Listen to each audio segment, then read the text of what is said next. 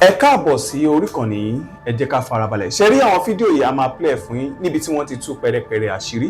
Ẹ ti mọ̀ wípé táwọn ò bá rí báyìí, àwa kì í sọ ìta bá sọ gan.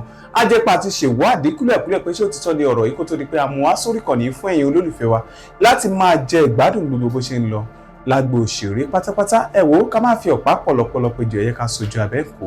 Ìgbòho ṣé lóòótọ́ nígbà tí wọ́n lọ gba àwọn akẹ́kọ̀ọ́ àti àwọn olùkọ́ lẹ̀ lọ́wọ́ Fúlàní, àwọn ọ̀dájú Fúlàní ajínigbé, ṣé lóòtítọ́ àti lódodo ni wọ́n rí òkú Fúlàní gẹ́gẹ́ bẹ́ẹ̀ ti mọ̀ bí a ṣe máa ń ṣe.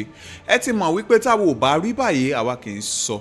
Ìta bá sọ gan ajẹ́pá ti ṣe wádìí kúlẹ̀kúlẹ̀ pé ṣé òtítọ́ ni ọ̀rọ̀ yìí kó tó di pé a mú wá sórí ìkànnì yìí fún ẹ̀yin olólùfẹ́ wa láti máa jẹ ìgbádùn gbogbo bó ṣe ń lọ pátápátá lágbo òṣèré.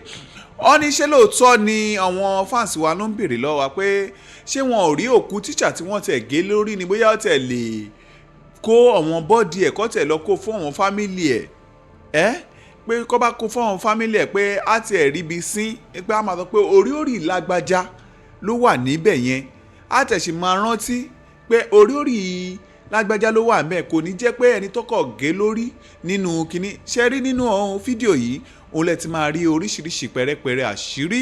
Ìyàwó Àṣàkẹ́ náà sì máa rí, ó sì máa sọ pẹrẹpẹrẹ àṣírí, ó dẹ̀ máa fi fídíò pẹrẹpẹrẹ àṣírí wọ̀nyí nínú àwọn fídíò tí ẹ̀ ń wò yìí.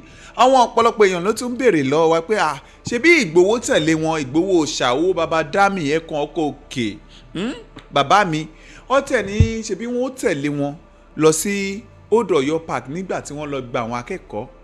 Àwa ń sọ fún yín gẹ́gẹ́ bẹ́ẹ̀ ti mọ̀ pé òtítọ́ àti òdodo làwa máa ń sọ lórí ìkànnì pé lóòtítọ́ pẹ̀lú ìwádìí wa ó fi wọn adẹ̀ tún gbọ́ lẹ́nu Sunday Ìgbòho fúnra rẹ̀ pé òun náà tẹ̀lé wọn lọ gba àwọn akẹ́kọ̀ọ́ yìí lẹ̀. Àwọn tó lọ́pọ̀, àwọn DSS tẹ̀lé wọn, àwọn sójà tẹ̀lé wọn, àwọn ọlọ́pàá tẹ̀lé wọn, bí wọ́n ṣe ń lo drone view ohun gbogbo ẹ̀ lọ ń ṣe. Ó ní pé gbogbo àwọn kíní pé kò ń ṣe drama rárá, ipò òtítọ́ ni àti lódodo. Àwọn tí wọ́n kó ń bẹ̀, tí wọ́n kó lára àwọn tó pa àwọn èèyàn, ó tún bá àwọn Yorùbá wa ń bẹ̀.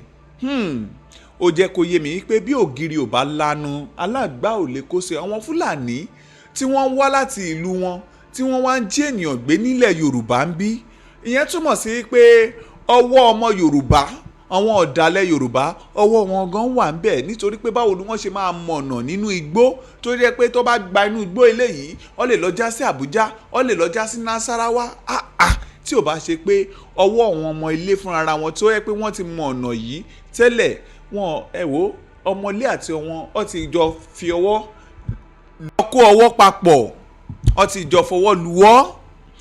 Ṣé lóòótọ́ ni àwọn Ìgbòho ṣàwó bàbá dámì ṣe ó rí òkú tíṣà yìí? Ẹ wò gbogbo ìwádìí tí a ṣe gẹ́gẹ́ bí ìbéèrè yín lórí ìkànnì yìí, gbogbo ìwádìí tí a ṣe kò fìdí múlẹ̀, àrídájú tó fìdí múlẹ̀ yìí pé wọ́n rí òkú tíṣà yìí o tí wọ́n gé lórí, gẹ́gẹ́ bí ẹ̀yin fáǹsì wa ṣe ń béèrè lọ́wọ́ wa pé ká ṣe ìwádìí. Pẹ̀lú gbogbo ìwádìí tá a ṣe, ẹ̀rí àrídájú pé wọ́n bá òkú tíṣà yìí níbi bẹ̀. Lóòtítọ́ àti lódodo wọ́n kó àwọn Yorùbá, wọ́n kó àwọn Fúlàní náà mọ́, àwọn tó lọ ń bá wọn ra oúnjẹ láti ìlú tó ń gbé wá fún ọmú wọn, gbogbo wọn lọ mú. Tí ọ̀pọ̀lọpọ̀ ọba wọn bíi 3 ni àwọn ìjọba gan ti sọ sí ẹ̀wọ̀n gbére, ó ti sọ wọ́n sí ẹ̀wọ̀n gbére. Ọ̀pọ̀lọpọ̀ èèyàn ló ń sọ pé ó tiẹ̀ jẹ́ kí wọ́n pa wọ́n, pé èèyàn tó ká mọ́ ìdí ìwà àbàjẹ́ bẹ́ẹ̀ pé ó jẹ́ kó máa pa wọ́n lẹ́sẹ̀kẹsẹ̀, pé tó bá pa wọ́n lẹ́sẹ̀kẹsẹ̀ àwọn èyí tó kù gan fúnra wọn á jẹ́ ẹ̀kọ́ fún wọn, á jẹ́ àríkọ́gbọ́n pé kọ́wọn náà má ti ọwọ́ bọ ìwà ìbàjẹ́. Ẹ wo ọ̀pọ̀lọpọ̀ àṣírí wà tá a tún sì fẹ́ play fún yín nínú fídíò yìí. Ẹ jẹ́ ká kọ́kọ́ gbọ́ àṣírí lẹ́nu ìyàwó Àṣàkẹ́, nítorí pé wọ́n tún gé orí tíṣà míì. Àwọn Fúlàní náà ni ó tún jẹ́ àwọn tíṣà míì gbé. Kọ́lọ̀ máa ṣàánú fún wọn. Ẹ wo ẹ ká sáré gbọ́ wọn pẹrẹpẹrẹ àṣírí, àwa náà tún sì ń bọ̀. Ó yá ìyá mi Àṣàkẹ́, ẹ bá wa gbóhùn sókè. Ṣebí ní gbogbo àtọ́ fi wà ń bẹ ìyáàfin Rachel Alamu yẹn wọ́n sọ, wọ́n ní wọ́n ti separate ẹnìkan. Mi rò bóyá ẹgbọ́n gbà yẹn tí ìyá yẹn fi jáde kí wọ́n tó sọ wípé wọ́n demand fún nǹkan 4, wípé nǹkan 4 ọ̀tọ̀ọ̀tọ̀ ni wọ́n ní wọ́n fẹ́ gbà. Àwọn nǹkan 4 ọ̀tọ̀ọ̀tọ̀ Ṣèyí Mákindé ni kó jáde kó sọ pé kí ni wọ́n padà wá fún wọn báyìí o, torí ẹ lè sọ wípé ẹ̀yin lẹ́kọ̀ọ́ lọ gbà wọ́n bẹ́ẹ̀ yẹn. Ṣebí ìyáàfin Rachel Alamu sọ báyìí wípé torí pressure kí ìjọba bá a lè dúnàádúrà pẹ̀lú wọn ni wọ́n torí mú olùkọ́ méjì tí wọ́n pa. Olùkọ́ àkọ́kọ́ tí wọ́n bẹ́ lórí la rí, olùkọ́ ẹlẹ́kejì wọn ò ṣe fọ́nrán wọn síta. Ìyáàfin ló ṣẹ̀ wá ń sọ lẹ́ni báyìí wípé wọ́n pa olùkọ́ mìíràn, ó jẹ́ ọkùnrin 3 géńdé Ọlọ́run lórí ìkọlù yìí. Tíṣà 3 ọ̀tọ̀ọ̀tọ̀ ló bá lọ, wọ́n pa tíṣà 3. Ọjọ́ ìkọlù yẹn wọ́n pa tíṣà Joeli, lọ́jọ́ kejì wọ́n pa Mr. Michael Oyedokun, kí wọ́n tó wá pa tíṣà ẹlẹ́kẹta wọ́n ní 4 Sunday of June ni wọ́n pa wọ́n. Ẹ jọ̀ọ́, ṣé bí a ṣe fẹ́ máa bá a lọ leléyìí ni? Ẹ̀dẹ̀ ní kí èèyàn má sọ̀rọ̀ àrí ìgbọ́dọ̀ wí, baálé ilé tó yọkun lémú. Ṣé bí a ṣe fẹ́ máa bá a lọ leléyìí? À ń bèrè lọ́wọ́ yín o. Ẹ̀dẹ̀ ní ẹ̀ ń tò ìlú, ṣé ìlú lẹ̀ ń tò yìí báyìí? No, àwa ìran Yorùbá ní ká bára wa sọ̀rọ̀. Ẹ̀yin ọmọ olówó idẹ àbí olódó idẹ, ẹ̀yin tẹ́ ń gbé wọn kiri, ẹ̀yin tẹ́ ń gbé wọn sórí, bàbá wa ni ó nìyẹn o. Olùkọ́ 3 ni wọ́n pa nílẹ̀ Yorùbá o. Bàbá wa ni ọmọ Yorùbá ló wà ń bẹ̀ o. Wọ́n fojú olùkọ́ 3 wọ́n fi ṣe sacrifice. Wọ́n ò ní fi ẹ̀jẹ̀ wá ṣe tutù o, ètùtù ìbò. Wọ́n fi ẹni ẹlẹ́ni wọ́n bẹ́ lórí. Náà wọ́n wá ń kó wọn kiri àti hospital, wọ́n kó wọn kúrò lọ hospital, wọ́n kó wọn lọ sọ́fíìsì lẹ́ni báyìí. Wọ́n kó wọn lọ sọ́fíìsì. Ìyá tó yẹ kẹtẹ ara fi ìyá oníyá yẹn sílẹ̀ kí wọ́n tẹ̀ kọ́kọ́ gba ìwòsàn dáadáa. Ṣé interview tẹ́ ti kó wọn kiri lọ ń ṣe yẹn kò ṣeé ṣe nínú hospital ńbẹ̀ yẹn? Kò ṣeé ṣe nínú hospital ńbẹ̀ yẹn. Tẹ́ ń dà wọ́n kiri yírọ̀ ẹ wá ra ìbẹ́ẹ̀ ní bend down sẹ̀lẹ̀ tẹ́ rà sáwọn ọmọ ọlọ́mọ lọ́rùn. Èló ni wọ́n ń taṣọ tẹ́ rà sí wọn lọ́rùn yẹn báyìí? Ẹ ti ṣe nǹkan táyé òṣèré nìyẹn báyìí. Ìyẹn báyìí àwọn ajá olóṣèlú yín wọ́n ti máa gbé yẹn kiri. Abẹ́ẹ̀rí ni wọ́n ti pààrà aṣọ sí wọn lọ́rùn. Mà ṣe o, ọmọ olódòdó mà ṣe o, ti raṣọ fún wọn. Ṣadé Tinubu ó gbéra lọ, ó lọ sí ẹ̀sìn ẹ̀lẹ̀ báyìí, ó lọ kí wọn nínú hospital o. Ó tẹ̀ ń ṣe àjọyọ̀ gidi ló ń ṣe nínú ilé. Àwọn ti dúpẹ́ o, wọ́n ti gba àwọn ọmọ sílẹ̀ o. Ṣé ọmọ títí ẹ ni? Ṣé tó bá jẹ́ ọkọ ẹ̀ ni wọ́n bẹ́ lórí? Ṣé a máa sọ pé òun yin Ọlọ́run lógo? Ìbéèrè ni o. Àwọn tí wọ́n bẹ́ ọkọ wọn lórí yẹn, ṣé wọ́n lẹ́nu ìyìn báyìí? Ṣé wọ́n lẹ́nu ọpẹ́? Òkan dúpẹ́ lọ́wọ́ ọmọ olódòdó pé o ṣé o. Ṣèyí Mákindé ẹ ṣé o, tẹ́ ẹ bẹ́ ọkọ àwọn lórí o. No, ọpẹ́ tó yẹ kó máa dá nìyẹn báyìí pé ẹ máa ṣe o, tẹ́ ẹ bá wa bẹ́ ọkọ wa lórí o. Bí táláyọ̀ ti ń yọ̀ lẹ́lẹ́kún ti ń sunkún. Ọlọ́run jẹ́ kó fi ẹ̀jẹ̀ wa ṣètùtù fún aráyé. Ọlọ́run jẹ́ kó fi ẹ̀jẹ̀ wa ṣètùtù fún ìlú o. Òun ni ọ̀rọ̀ tó ń ṣẹlẹ̀ yìí. Ìyáàfin tó sọ̀rọ̀ yìí, àwọn lóòótọ́ wọ́n mọ̀ nǹkan tójú wọn rí níbẹ̀, ṣùgbọ́n ọ̀rọ̀ yìí ó jọ tòṣèlú. Òṣèlú náà fi gbogbo ẹ̀ ṣe pátá. Ẹni tó bá ní kì í ṣòṣèlú ni kí Ṣèyí Mákindé wá sọ pé kí ni ìdísẹ́ àti ààrẹ Tinubu, kí ni ìdí tí wọ́n torí bẹ́ àwọn olùkọ́ wọ̀nyí, kí wọ́n torí bẹ́ wọn lórí, kí ni ìdí? Ọ̀tá fẹ́ mọ̀ nìyẹn báyìí. Kí ni ìdí? Mo mọ̀ pé ẹ̀yin ajá olóṣèlú ẹ̀ débì. Mo mọ̀ pé ẹ̀ débì Julius ẹ̀ débì. Tó bá jẹ́ pé ẹ̀yin lẹ̀ ń ṣiṣẹ́ olùkọ́ tó bẹ́ lórí, ẹ lè máa sọ wípé kí ló ń ṣèwọ ọmọ obìnrin yìí. Tó bá jẹ́ pé ẹ̀yin lẹ́ni ẹ̀gbọ́n tí wọ́n bẹ́ lórí, ẹ máa gbóríyìn fún ìjọba ni. Ẹ̀yin ìkà ní gbogbo yín. Ẹ̀yin tẹ́ ń gbóṣùbà fún ìjọba yẹn. So wọ́n gba àwọn èèyàn sílẹ̀. Àwọn tí wọ́n pa yẹn kì í ṣèyàn ni wọ́n.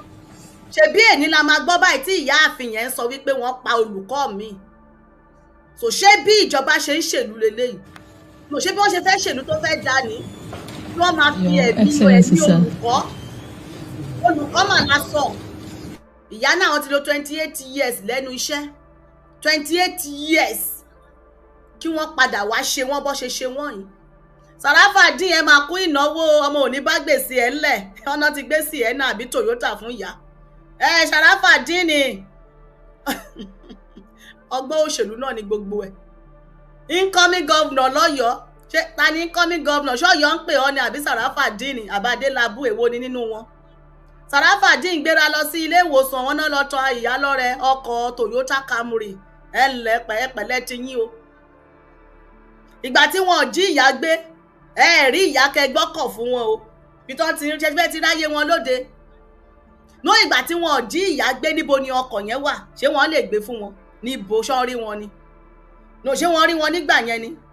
Ṣùgbọ́n wọ́n ti wá fi wọ́n ṣe nǹkan tó fẹ́ fi wọ́n ṣe. Wọ́n ti fi wọ́n play political, àwọn ẹni ẹlẹ́ni, àwọn ọmọ ọlọ́mọ, ọkọ ọlọ́kọ, òbí olóbí, bàbá oníbàbá, wọ́n ti bẹ́ wọn lórí, wọ́n ti fi wọ́n ṣe òṣèlú. Wọ́n wá ń gbé ọkọ̀ ń kiri. Ẹ gbọ́rọ̀ lẹ́nu Ṣèyí Mákindé. Ṣèyí Mákindé ní ọ̀rọ̀ adoption tó ń ṣe lọ́yọ̀ọ́ yìí o, bó ṣe jí àwọn ọmọ gbé. Ó ní òun ò ní sinmi o. Ó lóun pe àjọ àpapọ̀ lágbàáyé kí wọ́n bá wọn ṣe ọ̀fíntótó ẹ̀, kí wọ́n bá wọn ṣe ìwádìí, àbí ìjọba Nàìjíríà ò lè ṣe ìwádìí mọ́. Wọ́n ti mọ̀ wípé wọ́n mọra wọn. Wọ́n mọra wọn wípé gbogbo wọn náà ni wọ́n á jọ bá ọwọ́ ara wọn níbẹ̀. Ó ké sí UN. Ó ní kí UN kí wọ́n ṣe investigation dáadáa wípé ọdún keje òun leléyìí, irú eléyìí ò ṣẹlẹ̀ lọ́yọ̀ọ́ rí. Ó ṣe jẹ́ ìgbà tó ń declare ara òun gẹ́gẹ́ bí candidate presidential candidate 2027 nírú eléyìí wá ṣẹlẹ̀. Gbogbo yín kò sí ètò bá ti kàbọ̀ ní fùrọ̀ tán ní bàgbẹ́ ń bẹ̀. Gbogbo yín pátá kò sí ètò ọwọ́ yín mọ́ sí nǹkan tó ń ṣẹlẹ̀ yìí. Wọ́n á bá ọwọ́ yín bẹ̀, wọ́n máa bá ń bẹ̀. Ẹ jẹ́ ká gbọ́ lẹ́nu Ṣèyí Mákindé o. Ó sọ̀rọ̀ o lẹ́yìn ìgbà tí ìyá Rachel Alamu sọ̀rọ̀ tán. Ṣèyí Mákindé sọ̀rọ̀ o. Mrs. Alamu Rachel Flower. Ìyá Alamu ló sọ̀rọ̀ o. Your Excellency, sir.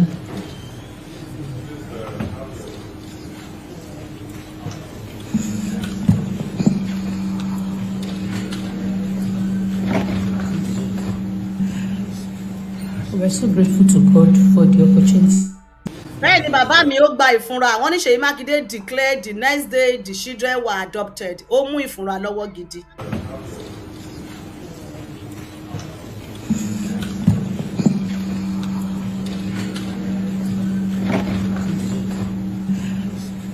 We're so grateful to God for the opportunity to be here.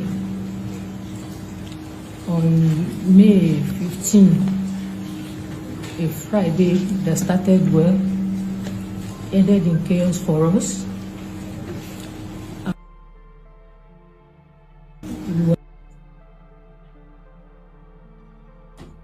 Harrowing experience, but we thank God for seeing us through. We had to go through a lot. One thing we believed was that Julius sá lọ lórí TikTok ni ó bá dúró kó wá sọ nǹkan tí bàbá yín ọmọ olódòdè tó ti ṣe sínú ìlú, àwọn ajá olóṣèlú. Nigerians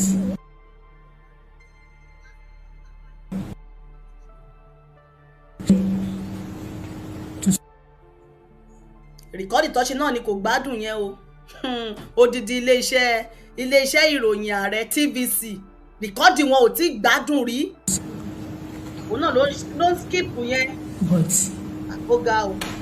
there are times that we had hope that we will come out alive. Mr. Market was killed on the second day we got there, but Dickin was killed on the first Sunday of June. The first Sunday of June. They killed them purposely because they felt that would force the hand of the government to give them whatever Ṣé ń gbọ́? they tried a lot, but we're grateful that we have the government that thought much of us. We discovered that the whole world was interested in our case. We thought. TVC So news. all we want to say is thank you very much to Don't everybody, skip yẹn. especially the officers, the governor, the president, everyone that has been involved in this case. We have scars already. We believe with time we will heal. And we pray that those that lost their lives, the Lord will console the family.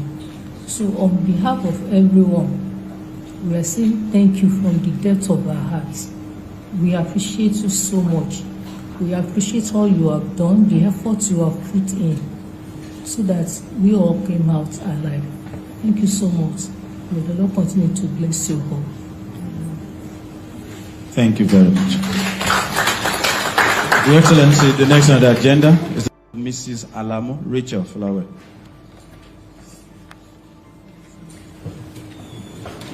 Your Excellency, sir.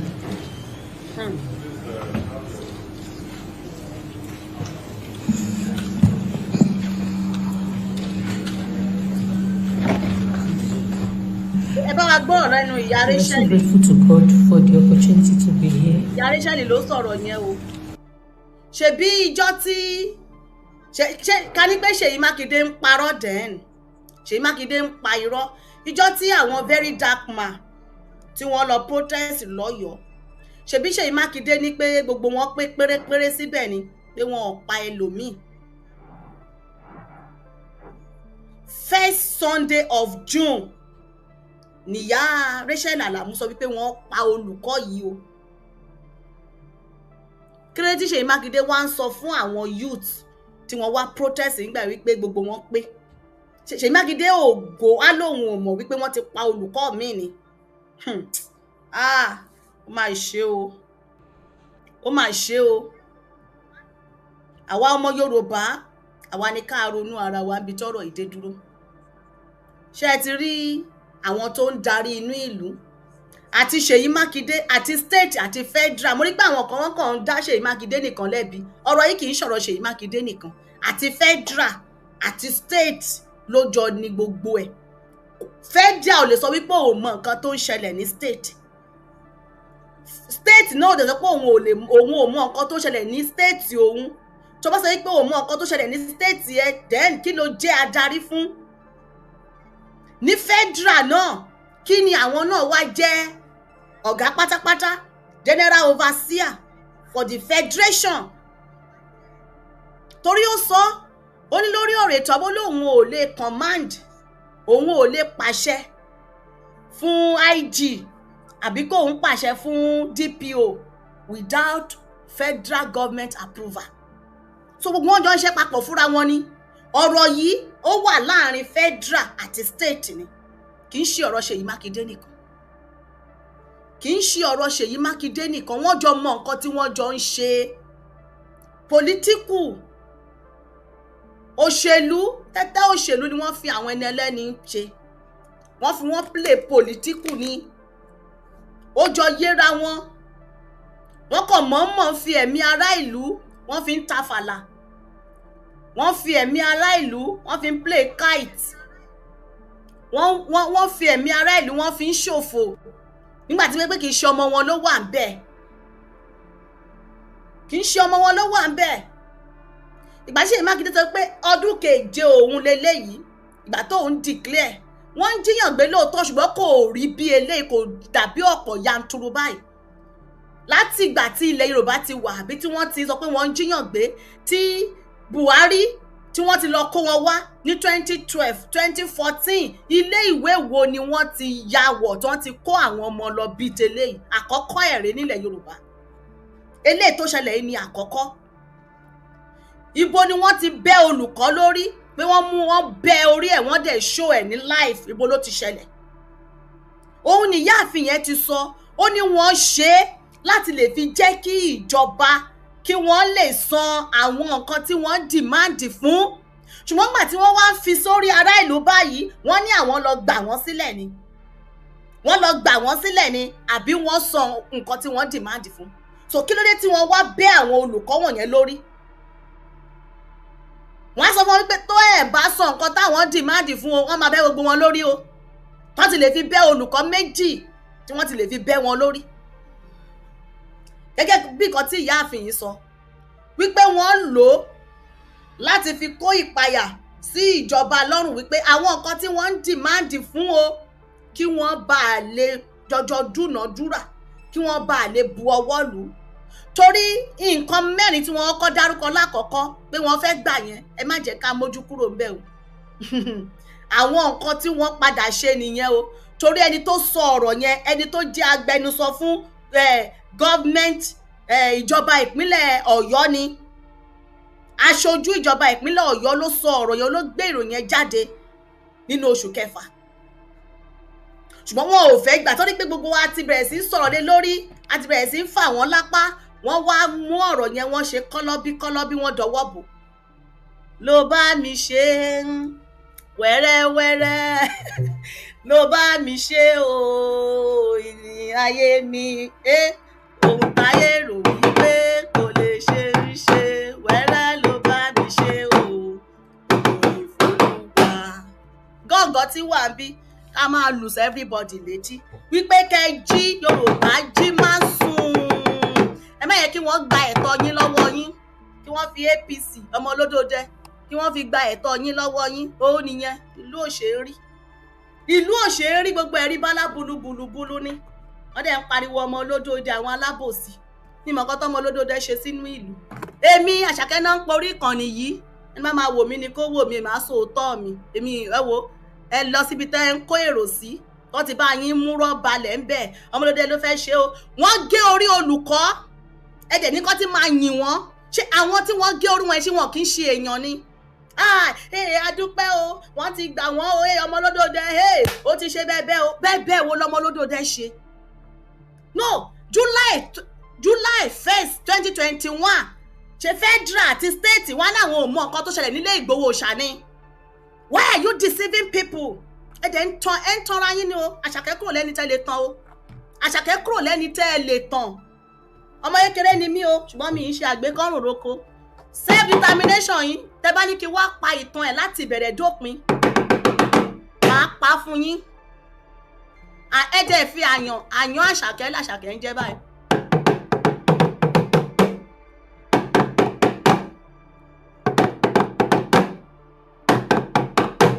ìlú ni àá fi gọ́ǹgọ́ òun ni gọ́ǹgọ́ òun làá fi gbá orí wọn tí wọ́n máa fi mọ nǹkan tó ṣẹlẹ̀ wọ́n á fi mọ the right thing everybody ti sùn ẹ jí lójú oorun yín ẹ má jẹ́ kí wọ́n gbé yín mọ́ra wọ́n ti gbé everybody mọ́ra báyìí everybody ti ṣáko lọ ìlú òde kúrò níbi tó wà kò sómi kò síná kò sọ́nà kò sí ilé ìwé kò sí nǹkan kan gbogbo ẹ̀ ṣàdúró tiriti báyìí níbi adágún omi wọ́n dẹ̀ ní kí wọ́n máa praise Tinubu tó bá sọ wọ́n á ní ta ló ní ó yá ta ni sọ̀pọ́tà ẹ̀ àti mọ ibi tó ti wà àmọ́ ẹni tí wọ́n sọ̀pọ́tì ẹ̀yin wo ni mo bá yín sọ pé mo ń ṣòṣèlú ni ẹ̀yin lẹ́yìn ṣòṣèlú Àṣàkẹ́ ò bá yín ṣòṣèlú kí ló kàn mí pẹ̀lú òṣèlú èló ni mo gba ara mi bí màá ṣe máa sọ wẹ́rẹ́wẹ́rẹ́ lè ó ní àṣírí ló tú yìí èwo nínú wa ló mọ̀ pé wọ́n padà pa olùkọ́ èwo nínú wa ló mọ̀ pé wọ́n padà pa olùkọ́ so ṣé bí wọ́n ṣe máa mú àwọn èèyàn ṣíkún tí wọ́n máa pa wọ́n nìyẹn bẹ́ẹ̀ ni Àṣàkẹ́ àyàn Àṣàkẹ́ ni àyàn wálé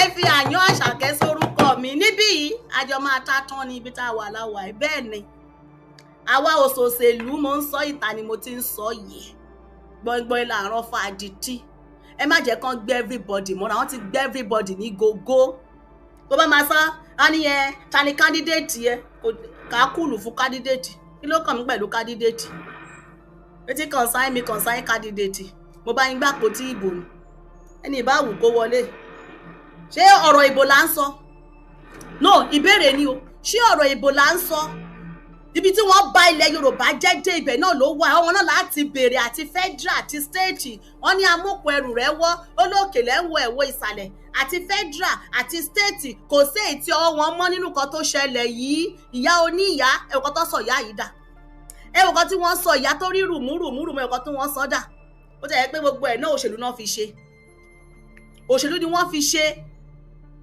kọ́ dẹ̀ dájúdájú nítorí ipò nítorí declaration presidential tí Ṣèyí Mákindé declare kọ́ má tẹ̀ ronú kọ́ má tẹ̀ wípé àwọn èèyàn màlẹ́ fẹ́ pa yìí kọ́ dẹ̀ mú orí èèyàn kọ́ dẹ̀ bẹ́ píú wọ́n ti mú kejì náà píú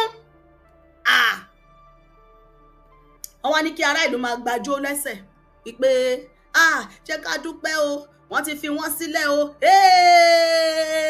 wọ́n ti fi wọ́n sílẹ̀ o nínú the same ìlú yẹn náà olùkọ́ mẹ́ta ti sùn o àwọn tí wọ́n wà nulẹ̀ tí wọ́n pa ní bàbá pa níyàwó yẹn ipò wo lẹ fẹ́ yẹ kí wọ́n wà ipò wo lẹ fẹ́ yẹ kí wọ́n wà ṣé wọn ò rí nǹkan tó ṣẹlẹ̀ yìí ni kí wá ní ẹ̀ṣẹ̀ àwọn wọ̀nyẹn kí ni wọ́n ṣe ẹ̀ṣẹ̀ wo ni wọ́n ṣẹ̀ ta ni wọ́n ṣẹ̀ ìbéèrè ni o ṣé gọ́vnà ni wọ́n ṣẹ̀ ni àbí president ta ni wọ́n ṣẹ̀ o ṣé wọ́n jọ gbàpò tí ìdìbò ni ṣé wọ́n jọ bá wọn gbá géèmù òṣèlú ni kí ni ẹ̀ṣẹ̀ wọn gan pàtó tí wọ́n fi pa wọ́n sẹ́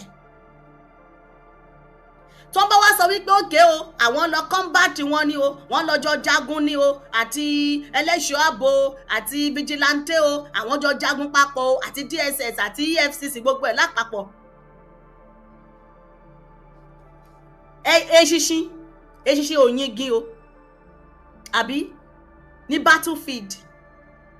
battlefield tí wọ́n gbé kámẹ́rà dání ẹ má jẹ́ kó máa tàn wá o wọ́n máa pe ajá lọ́bọ̀ fún wa pure politics ó ti show pé politics gidi lélẹ̀ tí wọ́n fi àwọn ẹlẹ́lẹ́ni àtọmọ iléèwé àtolùkọ́ wọ́n fi wọ́n play politics ni but ṣó dáa ṣerú eléyìí ṣó dáa kó máa fi ẹ̀mí àwọn èèyàn kó fi máa play politics mo ní ṣó bójú mu àwọn Yorùbá ló wà ń bẹ̀ o kélé kìí ṣe pé ìgbà tí Buhari o ìgbà tọmọ Yorùbá ni o kìí ṣe ìgbà tí Buhari ó dá ọ̀tán bá débẹ̀ o kán rántí ilẹ̀ Yorùbá o ẹ̀yin campaigners wọn ẹ bá wa máa tẹ̀ mọ́ wọn létí o pé tó bá débẹ̀ o 2027/2031 àbí kán ṣàánú ilẹ̀ Yorùbá o kán má jẹ́ kí irú eléyìí ti wáyé mọ́ o kán fi eléyìí ṣe àṣemọ́ o àbí kán bá wa fi igi dóun bí tí wọ́n bá dé yìí olùkọ́ ṣe àwọn tí wọ́n wá rí tara ìlú rò nìyẹn ṣe àwọn tó rí tara ìlú rò nìyẹn mo ń bèrè ni o ṣáde ó kẹsẹ̀ lẹ́sẹ̀ bá ọ lọ sí ìlú ẹ̀sìn ẹ̀lẹ̀ kò wọ́n dé ọ̀dọ̀ olùkọ́ tí wọ́n ní wọ́n pa yìí báyìí wọn kò kàn wọ́n mọ́ o -1 nìyẹn wọ́n gbójú ń bẹ̀ nìyẹn o wọn ò dọ́dọ̀ wọn mọ́ o ṣùgbọ́n ó gba ilé ìwòsàn lọ àwọn ọmọ nìwọ̀n yìí o wọ́n lọ ṣa ìbẹ́ẹ̀ ní àgbàdo àwọn aṣọ gbági aṣọ £1 wọ́n lọ ṣà sí wọn lọ́rùn àwọn kan náà ti ń gbé kiri àwọn ti pààrọ̀ aṣọ wọn èló ni wọ́n ń tà èló ni wọ́n ń taṣọ tọ́rọ̀ àsí wọn lọ́rùn yẹn ṣé ó yẹ kí wọ́n fi adúrú ìyà yìí jẹ wọ́n kí wọ́n wá lọ sí àsùnwàní àbí gbági nìbàdàn wọ́n wá lọ ṣa ògìrìkà wọ́n ṣà sí wọn lọ́rùn àwọn ọmọ ọlọ́mọ 55 days bóyá inú ilé ni wọ́n wà o bóyá inú gbó ibi ìbáwò kan kó wọn sí ṣùgbọ́n ṣó dáa 55 days kẹ́yẹ̀ má fojú kan òbí kó má fojú kan bàbá kí wọ́n kó wọn síbẹ̀ lójú ìbọn lójú gbogbo ẹ̀ tí wọ́n ń dúnkokò mọ́ wọn tí wọ́n ń tẹ́tì wọn ojú náà ni wọ́n ti ń bẹ́ olùkọ́ lórí ẹ wo irú trauma ẹ wo oríṣiríṣi nǹkan tó ti wà lọ́pọlọ àwọn ọmọ wọ̀nyẹn at this age ṣó dáa ṣé irú eléyìí dáa ṣùgbọ́n gbàtọ́ lè mọ́lẹ̀ ti sọ self determination di ibi tí wọ́n padà yìí rí ẹgbà yìí bọ̀ wọ́n sì sọ wípé kólúkálukú lọ fọkàn balẹ̀ wípé self determination sì wà bó ṣe wà ó dá o Ọlọ́run á bá wa yanjú gbogbo ẹ̀ àbí kí lẹ ní ká sọ Ọlọ́run á bá wa yanjú gbogbo ẹ̀ ni Ṣèyí Mákindé ó sọ̀rọ̀ ó ní UN ó lòun ló máa padà wá yanjú ẹ̀ kí wọ́n bá wọn ṣe ìwádìí ó lòun ké sí UN kí wọ́n bá wọn ṣe ìwádìí lórí nǹkan tó ṣẹlẹ̀ ní stéètì òun yìí wípé nítorí irú eléyìí ò tí ì ṣẹlẹ̀ rí látìgbà tí òun ti jẹ gómìnà òun ò dẹ̀ ní lajú òun kalẹ̀ kí irú kan báyìí kó ṣẹlẹ̀ káwọn máa wá ọ̀fíntótó ẹ̀ káwọn máa fìdí ẹ̀ múlẹ̀ káwọn máa mọ bó ṣe jẹ́ ó dáa ìyẹn náà ti ẹ̀ dáa ọwọ́ ilé tí wọ́n bá ń bẹ̀ bá jẹ́ gómìnà bá jẹ́ rẹ́ẹ̀pù ẹ̀yin UN wọ́n ní kẹ́ wá bá wa dá sí o ẹ bá wa dá sí o ẹ jẹ́ gbé wọ́n ní àfi ká ṣáà máa bẹ Olúwa àbí àwọn alágbára pé kí Ọlọ́run kó bá wa gbàgbára lọ́wọ́ àwọn tó fagbára ní wá lára ká ṣáà máa bẹ Ọlọ́run lórí ọ̀rọ̀ tó wà ńlẹ̀ yìí torí eléyìí ó pa ká sọ nígbà tẹ́ bá ní ẹ fẹ́ tún ìlú ṣe tẹ́ ní ẹ̀ ń darí inú ìlú tẹ́ dẹ̀ mú ará ìlú tẹ́ dẹ̀ sọ wọ́n di ṣíkì tẹ̀dẹ̀ ẹ̀sọ́ wọn di ṣíkì tẹ̀ ń bẹ́ wọn lórílẹ̀ ẹ̀yẹ kọ̀ọ̀kan ṣé ìfọ̀kànbalẹ̀ lẹ̀ ń mú fún ìlú nìyẹn ìlọsíwájú lẹ̀ ń mú dé bá inú ìlú nìyẹn ṣó dáa ṣé irú yẹn dáa ẹyẹ ènìyàn wá.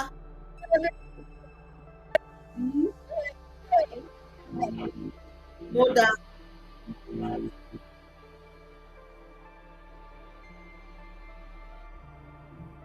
Gbogbo àwọn nǹkan wọ̀nyẹn ó kù díẹ̀ káàtó kò bójú mu ṣùgbọ́n àwa tá a nílùú wọn ní onílùú ò ní jẹ́ kí ìlú ó túmọ̀ òun lórí àwa tá a nílùú àwa mẹ̀kúnnù àwa ni kẹ́ jẹ́ kí ọ̀rọ̀ wa kó yé.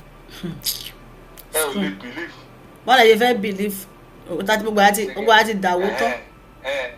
so Tinubu ló máa sọ 36 states yẹn á sọ di Japan tó máa fi di next year. ẹ bá sọ bẹ́ẹ̀ báyìí wọ́n á ní ṣé Tinubu ni kó lọ tún school ṣe ni wọ́n ní ṣé òní kó lọ tún school ṣe fún wọn ni kí ló ṣe Minister of Education àwọn kan ló yàn wọ́n síbẹ̀ Minister of Education ǹjẹ́ ẹ tẹ́ rí ní gbogbo ilé tó ṣẹlẹ̀ olùkọ́ mẹ́ta ni wọ́n ti pa o olùkọ́ mẹ́ta ló bá ìṣẹ̀lẹ̀ yìí lọ o 3 teachers ó mà ṣe o. ìlú tó ní American tribe wà ní Nàìjíríà tí ó wá ń kó àwọn Yorùbá kan sí tó inú àwọn kan dùn pé ọmọ Yorùbá ló wà bí wọ́n yóò bẹ̀rẹ̀. nàbọ̀ yìí ṣe ẹ tí Jonathan náà bá débẹ̀ á kó ọmọ Yorùbá sí ẹ á kó Ìgbò sí àbí Òbí. tí Benin bá débẹ̀ á kọ́ ọmọ Benin sí tí Kàlàbá bá débẹ̀ ẹ wo ẹ má jà máa tara wa mo sọ lórí ètò ilé ìwé ìgbà pé Nàìjíríà àpáta tó ti wó ni kò dẹ̀ tún gbérí mọ́ láyé àti tó bá tó ìyẹn la fi máa bírèkì plan àwọn England àbí British rẹ̀ lò lórí wa tá a bá ti ṣe yẹn ìyá mi sì tá a lọ náà tán wa ni. ẹ ṣe kótó. àbáwa ẹ ṣe gan ni ṣé ẹ ń gbọ́ wa o ẹ̀yin ènìyàn wa eléyìí ó pakasọ o àti ẹ̀ mọ̀ wọ́n ṣàjòkó ti orí ètò ni àmọ̀kọ́tọ́ ló ṣẹlẹ̀ sí ságbárí wọn báyìí wọ́n jòkó torí ètò wọ́n ń tẹ̀ ń tẹ̀kútẹ̀ ẹ jẹ́ lọ darapọ̀ mọ́ ẹ bá wa máa tẹ lọ́ọ̀vù yẹn náà pẹ̀lú ẹ kí bá wa ń tẹ láìkẹ̀ kí bá wa ń tẹ lọ́ọ̀vù ẹ rí ọwọ́ lọ́ọ̀vù yẹn ní ẹ gbọ́wọ́ lé níbí yìí ẹ má bá wa tẹ̀ lẹ́ẹ̀kọ̀ọ̀kan yẹn náà ti ń help kọ́sá bá kọ̀ wà lórí ètò báyìí wọ́n á kọ̀ máa tẹ títí wọn ẹ bá ti wá pọ̀ ju àwọn tó ń tẹ ṣáàtẹ̀ máa ráhùn tó máa bá wa ń tẹ lọ́ọ̀vù ni eré mi ò tẹ̀ kí máa ráyè ń sọ èmi máa kọ̀ wá ń jòkó ṣètò ni bàbá mi àrólé ṣe ìwà ń bẹ o ìyá mi Stella ṣe wà ń bẹ ṣe ń gbọ́ wa ṣó clear o torí mi tẹ̀ gbọ́ nǹkan mi tẹ̀ gbọ́ mọ́ báyìí Ọlọ́run kò ṣàánú. bàbá wa tẹ̀lé ẹ̀kọ́ ẹ má bá wa tẹ bàbá wa ń tẹ lọ́ọ̀vù yẹn náà bóyá ti ṣe sí torí àmọ́ nǹkan tán ló ṣe wọ́n báyìí wọ́n á gbọ́dọ̀ sọ̀rọ̀ àrí gbọ́dọ̀ wí baálé ilé tó yọkun lémú tí bí ìmọ̀kan tó ń bà wọ́n lẹ́rù wọ́n ẹ lọ orí Twitter bó ṣe dà wọ́n síbẹ̀ náà nìyẹn àwọn city boy àwọn data boy ó ga fún yín o tó yẹ pé wọ́n bá ti fún yín lówó data báyìí ó parí tí wọ́n ti lè ra data sí yín lọ́wọ́ ó tán ìgbésí ayé yín ti tán nìyẹn ẹ ti wà òkè nìyẹn ẹ máa wá rìn rẹ́gbẹ̀rẹ́gbẹ̀ kiri orí ayélujára from one platform to other má ti lè fún yín bóyá 10,000 lọ́mọ iye tó ń fún yín ó parí ẹ ti mọ nǹkan tó kàn mọ́ ẹ wo bí ìlú ṣe rí no ẹ tọ́ka sí wípé nǹkan ẹyọkan ní o tó tẹ̀ tó dàgbàsókè nínú ìlú yìí ẹ sọ wípé nǹkan ẹyọkan rèé o tó lọ déédéé o ọkàn ará ìlú balẹ̀ o wọ́n rí jẹ wọ́n rí mu o olúkálùkù gbé ìgbésí ayé gidi o kò sí ò lè rí síbẹ̀síbẹ̀ náà àwọn ẹni ẹlẹ́ni wọ́n ń ṣiṣẹ́ wọn wọ́n ń lọ wọ́n ń bọ̀ wọ́n ti jòkó tì wọ́n lọ́rùn wọ́n ń bẹ́ wọn lórí dànù àwọn olùkọ́ tí wọ́n bẹ́ lórí wọ́n lọ́mọ wọn ní ìyàwó wọn ní ìyá o Ṣèyí Mákindé ẹ má gbàgbé àwọn ìyá oníyá o ẹ má gbàgbé àwọn ìyàwó oníyàwó o wọ́n ní ọmọ olùkọ́ Michael wọ́n ní ọmọ o olùkọ́ eléyìí tí wọ́n pa iná wọn náà ní ọmọ o wọ́n dẹ̀ níyàwó olùkọ́ Joel ọkùnrin ṣe bẹ́ẹ̀ ti rí àwọn ọkùnrin àní wọ́n fẹ́ gba ìlú ṣiṣẹ́ àwọn tí wọ́n kọ́ ní Kayama ṣé Kayama ni yes Kayama náà ni ìjọba ìbílẹ̀ Kayama ní Kwara ní February 3rd 176 ẹ̀yẹ kọ́ bá wa lo gbogbo ọgbọ́n ilé tí wọ́n ń lò yìí náà kọ́ bá wa lọ gba àwọn yẹn sílẹ̀ àwọn èèyàn wọ́n wà nínú igbó dáadáa strategy ilé tí wọ́n ń lò yìí tí wọ́n bá wa fi gba àwọn olùkọ́ àtàwọn ọmọ yìí sílẹ̀ kí wọ́n lọ lò yìí kọ́ lọ lò náà kọ́ gba wọn ebe èèyàn làwọn wọ̀nyẹn náà àbí ṣé wọn kì í ṣèyàn ni nígbà tó pé àwọn federal ló wá gbà wọ́n yìí wọ́n kó ológun síta àwọn ológun bá wọn ta tán wọ́n bá wọn tì bọlẹ̀ ó dáa àwọn ológun tó bá wọn ta tán yẹn náà kí wọ́n dákun kí wọ́n lọ ta tán tì wọ́n lọ́rùn náà ní Kwara kí wọ́n gbà wọ́n kalẹ̀ ẹ ṣàánú àwọn ẹlẹ́ni ṣọwọ́ pé àwọn baálé ilé náà ni wọ́n bẹ́ lórí ńgbà yẹn gbogbo baálé ilé tó wà ní Kayama pátá ni wọ́n bẹ́ lórí over 200 baálé ni wọ́n bẹ́ lórí dànùdànù tí wọ́n dúnbú wọn wọ́n kó àwọn ọmọ wọn àtìyàwó wọn kó wọn lọ ọdún yìí ló ṣẹlẹ̀ o kẹ́ ẹ wá gbọ́ wọn ò tí ì sinmi o ìjọba ìbílẹ̀ Ìtẹ̀síwájú ní Ọ̀yọ́ wọ́n jí ọ̀gá ilé ìwé kan gbé lánàá o tọ́ni kọ́ lọ máa mú 30 mílíọ̀nù wá ó dà wọ́n ní loud and clear bàbá mi Ibrahim ẹ ṣé gan bàbá wa Isa ẹ ṣeun wọn ò ní fẹ́ jẹ́ kẹ́ a mẹ́nuba ilé ìta fẹ́ mẹ́nuba báyìí gbogbo àwọn olùkọ́ tí wọ́n bẹ́ lórí yẹn Kristẹni ni wọ́n o wọn ò ní fẹ́ gbọ́ yẹn Kristẹni ni wọ́n o nira láàfáà tó máa sọ̀rọ̀ lé lórí àbí kẹ́ ẹ wá rí wọn kí wọ́n sọ̀rọ̀ lé lórí irọ́ ni wọn ò tẹ̀ fẹ́ ń gbọ́ wípé nǹkan ń ṣẹlẹ̀ nínú ìlú ẹ lọ sọ̀rọ̀ lé lórí àwọn ò tẹ̀ fẹ́ kẹ́ mẹ́nubà tẹ́ bá ti mẹ́nubà báyìí ọmọ Yorùbá ló ń gbẹ́jọ ọmọ Yorùbá ọmọ Yorùbá ló wà ń bẹ̀ ọmọ Yorùbá náà ló ṣètò fún ọmọ Yorùbá ṣe bí àwọn tí wọ́n bẹ́ lórí ẹ̀ ṣe bí ẹran ni wọ́n ṣe bẹ́ẹ̀ dìyẹ ni wọ́n kì í ṣèyàn ṣe bí wọn ò lẹ́jẹ̀ lọ́rùn ṣe bí wọ́n kàn jábọ́ ni wọn ò léyàn wọn ò léyàn torí ẹnìkan torí ipò òṣèlú kí wọ́n dẹ̀ máa bẹ́ ará ìlú lórí lọ káàdẹ̀ máa wà ń bẹ̀ ká máa sọ pé ọmọ Yorùbá ló wà ń bẹ̀ kí la fẹ́ tọ́ka sí kí la fẹ́ ṣó kí la fẹ́ rí ṣàpẹẹrẹ wípé òkè o ọmọ Yorùbá tó wà ń bẹ̀ o àǹfààní tá a jẹ rèé wọ́n sọ wọ́n ní wọ́n gbà wọ́n sílẹ̀ àní òṣèlú ni wọ́n fi ṣe wọ́n fi kàmpéènì torí àwọn kan tẹ̀ tí ń sọ ìgbà Jonathan ṣé wọ́n rí wọn gbà tán ni ìgbà tààrẹ Tinubu wọ́n gbà wọ́n tán ara campaign náà nìyẹn ìgbà tààrẹ Tinubu wọ́n gbà wọ́n tán ìgbà Jonathan ṣé wọ́n rí wọn gbà tán ni ara nǹkan tó mú sọ nìyẹn gbogbo ẹ̀dẹ̀dẹ̀ ń sọ bẹ́ẹ̀ yẹn ìkà nìyẹn tó bá jẹ́ ẹ̀yin lẹ ní ọkọ tàbí ẹ̀yin lẹ ní ẹ̀gbọ́n tí wọ́n bẹ́ lórí yẹn ṣe é lè máa lo irú ìpèdè yẹn wípé ìgbà tí Jonathan wọn ò rí wọn gbà tán ìgbà tààrẹ Tinubu wọn gbà wọn tó dáa o kí ààrẹ wà bẹ́ẹ̀ kán kó àwọn èèyàn nílùú kan lọ máa gbà wọn ìyẹn ni achievement no ṣé ìyẹn ni oríire ṣé oríire nìyẹn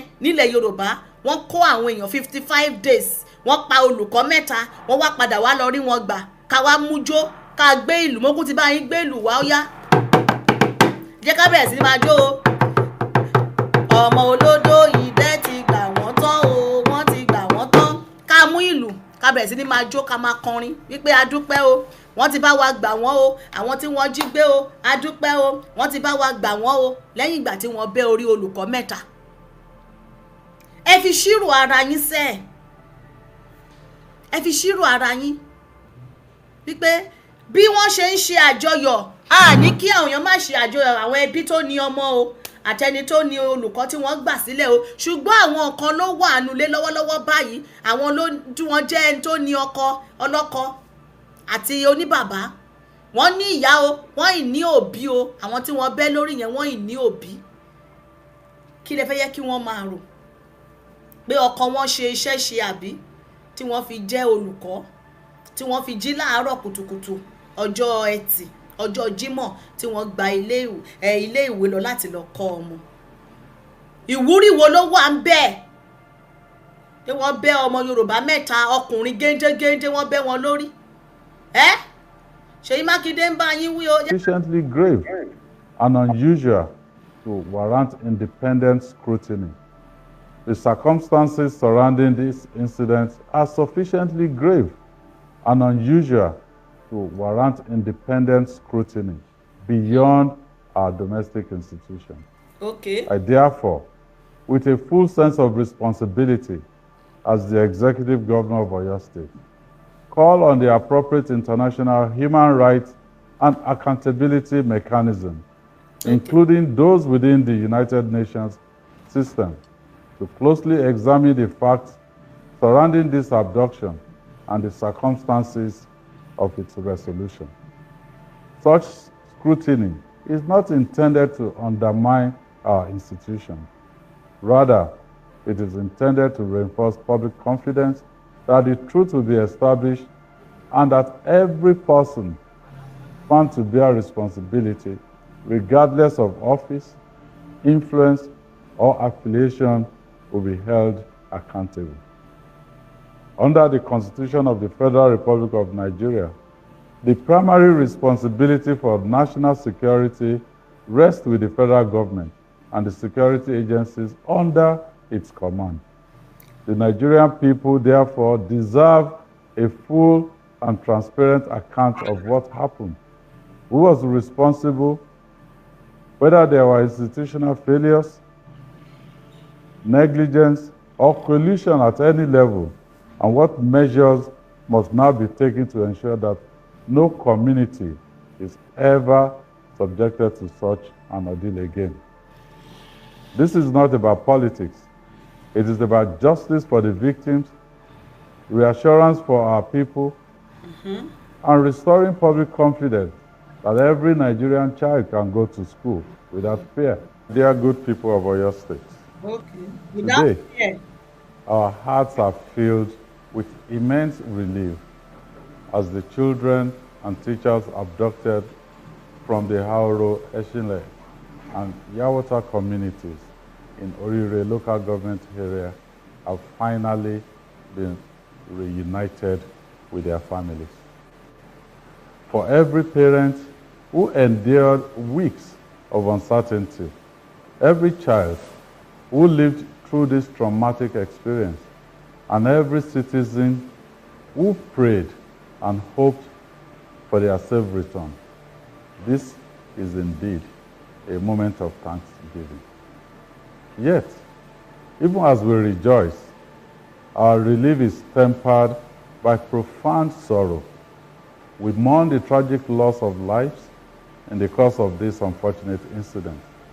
Among them were two dedicated teachers, Mr. Joel Adesina, who was killed on the day of the abduction within the school premises, and Deacon John Olaleye, who died while in captivity. John Olaleye. Many Nigerians witnessed the horrifying video showing the brutal murder of Mr. Michael Oyedokun, a dedicated teacher whose life was cruelly cut short by these terrorists. We will never forget security personnel, hunters, and members of the Oyo State Amotekun Corps who paid the ultimate price in the line of duty. Lieutenant F.A. Isaac, Mr. Adegun Shuaibu, Mr. Isa Saliu, Mr. Rafiu Ayuba, and an unnamed soldier.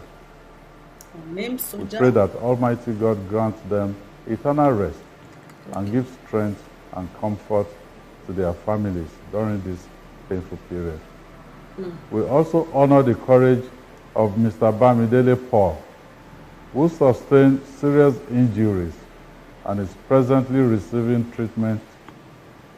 We pray for his full and speedy recovery. I thank the people of Oyo State for their patience, resilience, and cooperation throughout these difficult weeks, especially those whose daily lives were disrupted by the security measures and curfews that became necessary in the interest of public safety. While we give thanks today, we must also remain vigilant. The threat posed by criminal elements has not disappeared. Experience from other parts of our country has shown that terrorist and bandit groups often seek to strike again where they perceive vulnerability. We must therefore not allow this moment of relief to become a moment of complacency. Security is everyone's responsibility. If you see anything suspicious, report it immediately to the appropriate security agencies. You may also call 615, Oyo State's toll-free emergency line for security and other emergencies. The vigilance of our communities remains one of our greatest strengths. This painful experience has also compelled us to rethink how we secure communities that border the old Oyo National Park. Under our Constitution, national parks fall under the jurisdiction of the federal government. Okay. And we respect that constitutional arrangement.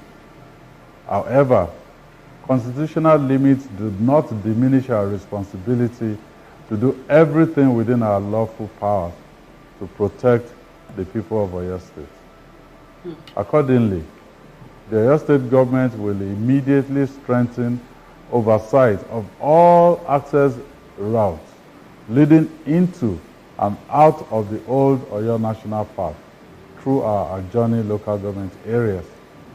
We shall introduce appropriate measures to regulate movement through these corridors, improve community intelligence, strengthen collaboration with local communities and security agencies, and establish clear protocols that make it more difficult for criminal elements to exploit our border communities as safe passage or operational basis. Detailed implementation guidelines will be announced shortly. Okay. Leadership is ultimately measured not only by how we respond to tragedy, but by whether we learn from it and build stronger institutions. Okay. Ẹ̀yin ènìyàn wa, ọ̀rọ̀ lẹ bá wa gbọ́ lẹ́nu Ṣèyí Mákindé yẹn o. Wọ́n ní ọ̀rọ̀ tó wà ńlẹ̀ yìí, àwọn ò ní dákẹ́ o. Wọ́n ní gbogbo woman rights àti woman peace. Wọ́n ní gbogbo ẹ̀ làwọn máa ti ẹsẹ̀ bọ́ láti lè rí dájú wípé justice prevail. Wọ́n ní justice fún àwọn olùkọ́ tí wọ́n pa. Justice fún bí wọ́n ṣe kó àwọn ọmọ ọlọ́mọ tí wọ́n fìyà jẹ wọ́n. Justice wọ́n ní United Nations máa dá sí o. United Nations wọ́n ló máa padà dá sọ́rọ̀ yìí o. Ọlọ́pàá máa padà kó everybody ní báyìí. Ọlọ́pàá máa padà kó everybody. Gbogbo àwọn tó bá lọ́wọ́ ń bẹ̀ ẹ kó wọn. Àtijọba àpapọ̀ àti state ẹ kó wọn. Ẹ gbọ́ ẹ̀yẹ ènìyàn wa jẹ́ ká máa rí èròǹgbà yín. Anybody tí wọ́n bá mú bẹ̀ ẹ bá wọn bẹ̀ ìbájọba ìbájẹ́ ìjòyè ẹ kó gbogbo wọn. Wọ́n ní wọ́n máa kọ́ everybody ní báyìí. Ẹ káàbọ̀ bàbá mi Kẹ́hìndé, ẹ káàbọ̀ sórí ètò lórí YouTube. Ẹ jẹ́ bá wa pín ètò wa, ẹ bá wa tẹ love sórí YouTube yẹn àwọn nǹkan tó ń ṣe YouTube ní this time around. Lórí Facebook, ìyáàfin wọ́n tú àṣírí o. Ọ̀pọ̀lọpọ̀ àṣírí ni wọ́n tú o látàrí àwọn nǹkan tí ojú wọn rí, ìrírí ìbànújẹ́ gidi tí ojú wọn rí nínú igbó níbẹ̀ àti bí wọ́n ṣe kó wọn. Tó ń sọ pé ọkọ̀ àwọn mọ́tò wọn ni wọ́n fi transport wọn dé ibì kan kó tó di wípé àwọn agbésùnmọ̀mí wọn kó wọn wọgbó, wọ́n bẹ́ná sí ọkọ̀ wọn. Àti bí wọ́n ṣe pa olùkọ́ mìíràn ní first Sunday of the June, yẹn ni ọjọ́ ọ̀sẹ̀ àkọ́kọ́ nínú oṣù kẹfà ni wọ́n ní wọ́n pa olùkọ́ míì. Àní ìbéèrè mi lọ́wọ́ Ṣèyí Mákindé ni wípé ìgbà tí very dark man tí àwọn ọ̀dọ́ tí wọ́n lọ sí Ọ̀yọ́ láti protest, Ṣèyí Mákindé ní gbogbo wọn ló pé síbẹ̀ wípé nǹkankan ò ṣe àwọn tó wà ńbẹ̀ yẹn. Ṣùgbọ́n ìgbà tí ìyá Rachel Alamu máa sọ̀rọ̀ lẹ́ni báyìí wọ́n ní wọ́n pa olùkọ́ mìíràn o. Elédùmarè, kí ló ń ṣẹlẹ̀ báyìí nílẹ̀ Yorùbá? Kí nìkan tó ń ṣẹlẹ̀ yìí? Ṣé bí a ṣe fẹ́ máa bá lọ, ṣé bí a ṣe fẹ́ máa darí inú ìlú báyìí ni? Because tabanika sọ bọ́rọ̀ yìí ṣe bẹ̀rẹ̀, báwo ni ìgbésùnmọ̀mí ṣe bẹ̀rẹ̀ nínú Nàìjíríà? Báwo ni ìgbésùnmọ̀mí, báwo ló ṣe bẹ̀rẹ̀ láti ìgbà yẹn? Abacha sọ ó ní any country níbikíbi gan ló sọ wípé tí insurgency bá ti wà ó ní kò gbọdọ̀ kọjá 48 hours. Ó ní tó bá ti lè kọjá 48 hours ó ní á jẹ́ wípé ìjọba àwọn adarí ìlú yẹn ó ní wọ́n mọ̀ sí. Èmi kọ́ ló sọ, Buhari ló Abacha ló sọ. Ẹ wo, ẹ má kó síyàn lẹ́nu. Abacha ó sọ bí Abacha ṣe gbóná tó burú tó, ó sọ gbólóhùn yẹn. Ẹjọ́ tá bá wá ní ká máa wá wo gbólóhùn yẹn bó ṣe sọ ọ̀rọ̀ yẹn sílẹ̀ nígbà yẹn, ẹ wo ọdún náà sẹ́yìn tó ti sọ̀rọ̀ yẹn pẹ̀lú àwọn nǹkan tó wá ń ṣẹlẹ̀ lénìí, ṣé ó ń jọra wọn àbí kò jọra ni? náà mo bèrè ni o, mo ní ṣé ó jọra àbí kò jọra? Bẹ́ẹ̀ ni ẹ pa ìjòyè, ẹ pa baálẹ̀. Brother wa kan ló kọrin yẹn nígbà tí wọ́n sọ pé Amẹ́ríkà ń bọ̀ ń gbà yẹn. Ó ní anybody tí wọ́n bá nínú gbó Sambisa pẹ̀lú wọn, ó ní kọ́ gbogbo wọn balẹ̀. The same thing náà ni Ṣèyí Mákindé sọ yìí báyìí pé anybody tí ó bá lọ́wọ́ sí bí wọ́n ṣe kidnap tí wọ́n jí àwọn ọmọ gbé ní ìjọba ìbílẹ̀ Oríire, ó ní gbogbo wọn pátápátá ni wọ́n máa kó lẹ́yọ kọ̀ọ̀kan. Ìbájẹ́ federal, ìbájẹ́ state, ìbájẹ́ láti ìjọba ìbílẹ̀ ni, ó ní gbogbo wọn ni wọ́n máa kó láìkẹyọ̀kan. Ẹ gbọ́ bó ṣe yẹ kó rí nìyẹn. Mo lo fọ́nrán kan níbí lánàá, ó ṣẹlẹ̀ ní Sàǹfàrà. Tó bá yẹ pé bí àwọn ẹlẹ́ṣọ́ ààbò wa ṣe ń ṣe nìyẹn, wípé ẹ ṣe kinní yẹn fún wọn tààràtààrà. Ẹ̀yin tẹ́ ẹ bá ti wo fídíò yẹn lọ sórí Àṣàkẹ́ Telegram, ẹ rí nǹkan tí wọ́n ṣe fún ògbóǹtarìgì notorious agbésùmọ̀mí tí wọ́n mú ní Sàǹfàrà. Wọ́n ń porúkọ ẹ̀ ní Kàṣàlà Yẹ́lò. Wọ́n so mọ́ ẹ̀yìn ọ̀kadà ni, wọ́n so mọ́ ọ̀kadà, wọ́n bẹ̀rẹ̀ sí ṣẹ́mọ̀, wọ́n so mọ́ ọ̀kadà ṣe pé bí àwọn gbé o, wọ́n so mọ́ ọ̀kadà, gbogbo ara ẹ̀ tó kù orí títì ló wà, bí wọ́n ṣe fi ń wọ́ gbogbo inú ìgboro nìyẹn. Tó bá pẹ́ bí wọ́n ṣe ń ṣe fún wọn látẹ̀yìn wá leléyìí ni, bóyá wọn ò bá ti padà síbi tí wọ́n ti wá, torí wọn kì í ṣe ọmọ Nàìjíríà. They are not Nigerians. Ṣèbó ṣàníbi tí wọ́n ti lọ kó wọn wá wọlé. Ṣùgbọ́n pàtẹ́ pé wọ́n dẹ̀ ti mú wọn, wọ́n fọwọ́ ra wọn lórí. They are prodigal son. Wọ́n ti ronú pìwàdà, wọ́n ti ronú pìwàdà. Orílẹ̀-èdè wo lẹ rí pé wọ́n fi ọwọ́ ra ọ̀daràn lórí tí wọ́n á ní wọ́n ronú pìwàdà? Ẹ bá wa sọ wípé ní orílẹ̀-èdè báyìí o, nígbà tí wọ́n mú àwọn ọ̀daràn ibẹ̀ o, wọ́n dà wọ́n mọ́mọ́ tọ́ ni, wọ́n ní wọ́n ronú pìwàdà. Báwo ni ìgbésùnmọ̀mí ṣe fẹ́ wá lọ nínú ìlú? Báwo ni ìwà burúkú ṣe fẹ́ tán nínú ìlú? Tẹ́ ẹ bá ń sọ wípé sísítẹ́ẹ̀mù tí Buhari ṣe, ẹ mọ̀ pé Buhari is a Fulani man. Buhari o àtàwọn èèyàn ẹ̀ ni wọ́n jọmọ bí wọ́n ṣe kó wọn wọlé. So ṣó wá yẹ kí ọmọ Yorùbá tí wá wà ń bẹ̀ kan tí wọ́n máa wá lo the same system, the same strategy tí Buhari lò sẹ́yìn ká ẹ̀ tí wọ́n máa wá lò? Báwo ni ìlú ṣe fẹ́ ní ìsinmi? Àwa ni wọ́n ń pa brigadier general, wọ́n ń pa àwọn ọ̀gá ológun. Ṣé bí ẹ̀yin lẹ dà wọ́n mọ́ inú iṣẹ́ ológun? Ṣé bí ẹ̀yin lẹ dà wọ́n mọ́ inú iṣẹ́ ológun? Wọ́n á rí gbogbo nǹkan tó ń ṣẹlẹ̀. Bẹ́ẹ̀ bá sọ wípé ẹ lọ bí báyìí, àwọn ló máa lọ fún wọn ní ọwọ́ ń bẹ̀. Àwọn kẹ́ ẹ tó kúrò gan ní ibi tẹ́ ẹ ti fẹ́ gbéra, wọ́n ti ṣe alamí, wọ́n ínfọ́máǹtì wọ́n á wà káàkiri. Tó yẹ pé àwọn ló máa ta wọ́n lólobó. Wọ́n ní wọ́n ti plan ẹ̀, wọ́n fẹ́ lọ kọlù bìkọ́, wọ́n fẹ́ lọ bá àwọn ológun lọ bìkọ́, wọ́n ti kúrò ń bẹ̀. Àwọn náà wọ́n á ti lọ dẹ àdó olóró sílẹ̀. Báwo ni wọ́n ṣe ń rí àwọn brigadier general mú? Báwo ni wọ́n ṣe ń rí àwọn brigadier general mú? Nípasẹ̀ bẹ́ẹ̀ ṣe ń dà wọ́n mọ́ inú iṣẹ́ ológun, tẹ́ ń dà wọ́n mọ́ mọ́tọ́, tẹ́ ẹ ní wọ́n jẹ́ prodigal son. Òun ló fún wọn ní ìgboyà láti lè mú olùkọ́ kí wọ́n bẹ́ lórí, torí wọ́n mọ̀ pé kò sí nǹkan tó fẹ́ ṣẹlẹ̀. Bẹ́ẹ̀ bá padà mú wọn gan, prodigal son náà lẹ́ padà tí pé wọ́n. Ṣùgbọ́n olùkọ́ tí wọ́n bẹ́ lórí, òun dà lé ní báyìí nígbà tí wọ́n máa rìlíìsì àwọn tó kù. Ó lọ́mọ, ó níyàwó, wọ́n sì ní òbí. Níbo ni ẹ fẹ́ jẹ́ kí wọ́n kàn fojú sí? Kí ni ẹ fẹ́ kí ó wà lọ́kàn wọn? Kí ni kí wọ́n máa rò ní àyájọ́ ọjọ́ tí wọ́n fi wọ́n sílẹ̀? Wọ́n wà nulé, wọ́n wà nínú ìrònú. Kò tẹ̀ wá sẹ́nìkan tó rí tí wọ́n rò mọ́. Tẹ̀ wá pẹ̀kẹ́ lù mọ́. A ní kí wọ́n má jubiléètì pé wọ́n fi wọ́n sílẹ̀, ṣùgbọ́n ẹ ronú sí wípé wọ́n pa olùkọ́. Ìyá Àlàmú tí máa jáde lé ni wọ́n ní wọ́n ti pa olùkọ́ míì, ó di olùkọ́ 3. Kí ló dé? Bẹ́ẹ̀ ni bàbá mi Joel Adéoyè, wọ́n ní àṣírí máa tú sí, a máa gbọ́ wìrìwìrì. Bẹ́ẹ̀ ni èmi mọ̀, ẹ jẹ́ ká farabalẹ̀. A mọ̀ wípé àṣírí ń pọ̀ tó máa tú.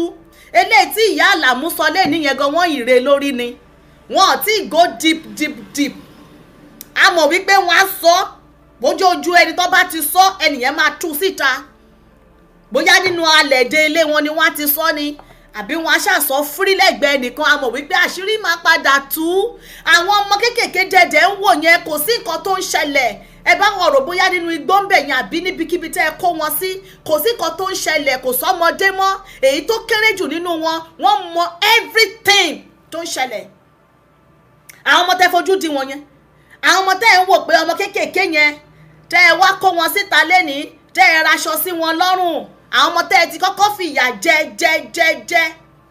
àwọn ọmọ tẹ́ ẹ lọ kó pamọ́ tẹ́ ẹ kó síbì kan ọmọ òrọ́ mọ wọn ò róbi wọn ò rí bàbá kọ́mọ lọ sí school aago 11 àbọ̀ lọmọ léèwé jáde kọ́mọ lọ léèwé o tó jù pé kó lo wákàtí 3 kó dẹ̀ padà sílé pẹ̀lú ìdùnnú pẹ̀lú ayọ̀ ìyá àti dé o ṣé ìrẹsì ló wà lẹ́ àbí gàrí ọmọ lọ ra kúlíkúlí àtẹ̀pà kó wá mu gàrí ó di 55 days sí wọn lọ́rùn ẹ wá ní kí wọ́n máa pàtẹ́wọ́ fún wọn ẹjọ́ kí ni o náà kí ni ìjọba ṣe o ìbéèrè ni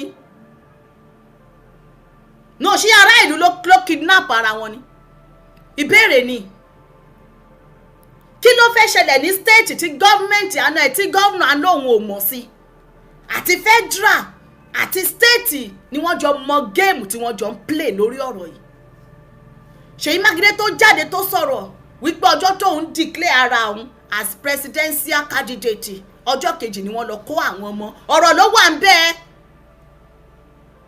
federal náà àwọn náà àrí tí wọ́n sọ so àwọn méjèèjì ó jọ yé wọn ní ọwọ́ àwọn méjèèjì ló máa wà ń bẹ́ẹ̀ ṣó wá dáa kó jẹ́ pé mẹ̀kúnnù lẹ́ẹ̀fì máa play political ṣó dáa kó jẹ́ ẹ̀mí mẹ̀kúnnù tẹ́ ẹ̀ tọ́jú ẹ̀mí mẹ̀kúnnù àwọn ọmọ tó yẹ kí wọ́n wà ní yàrá ìkẹ́kọ̀ọ́ wọn kọ́kàn wọn balẹ̀ láyé òde òní kọ̀ǹpútà gan ni wọ́n fi ń kọ́ mọ́ wọn ò lo pátákó mọ́ ẹ lọ wo àwọn iléèwé tó wà lọ́yọ̀ọ́ gbogbo ilẹ̀ Yorùbá tẹ̀ ní kì í ṣe Ọ̀yọ́ nìkan ògiri àlàpà ló pọ̀ jù níbẹ̀ ògiri àlàpà èyí tí apá kan ti ya èyí tó ní àga nínú kíláàsì èyí tí omi ti kó lọ ẹwọ Èkó arómisálẹ̀ gbẹlẹ̀gbẹ wọ́n ń mì nínú omi báyìí ni omi ń gbé ẹni tí gbé ebù lomi ń gbé lọ báyìí wọn ò rí yẹn kàn ṣe o